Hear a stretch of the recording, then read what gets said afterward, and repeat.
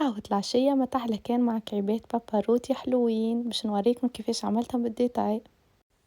للكريمة من فوق كاس غير ربع فرينة، كاس غير ربع سكر، عظمة مغرفة نسكافيه محلولة في شوية ماء، ونزيدها 90 جرام زبدة ونركضهم كلهم مع بعض.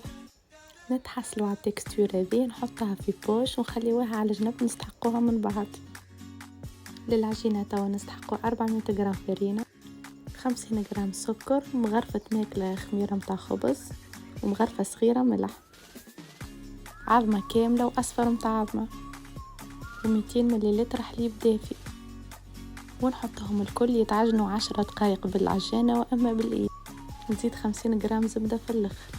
كي نكمل نهبطها كلها على البلان دو ترافاي، نحط شوية فرينة باش ما تتلصقش ونبدأ نطبق فيها على بعضها بالسياسة. نجم نستعمل ايدي زادة احسن. توا نبدأ نقسم فيها الكرات احجامهم قد بعضهم ونحطهم يرتاحوا على جنب بريسك نصف ساعة. توا نرصفهم في البلاتو بعاد على بعضهم باش يزيدوا ينفجوا ونخليهم يرتاحوا 10 دقايق اخرين.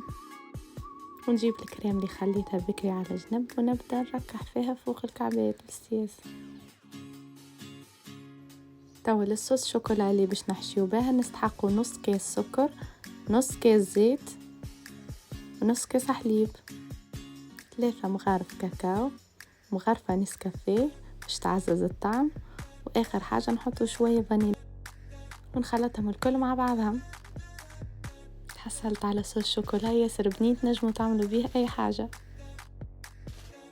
بعد ما طابوا في الفور على 200 درجة من فوق ومن اللوطة خرجتهم ونبدأ نحشي فيهم بهذاك الصوص اللي حضرته معكم توا.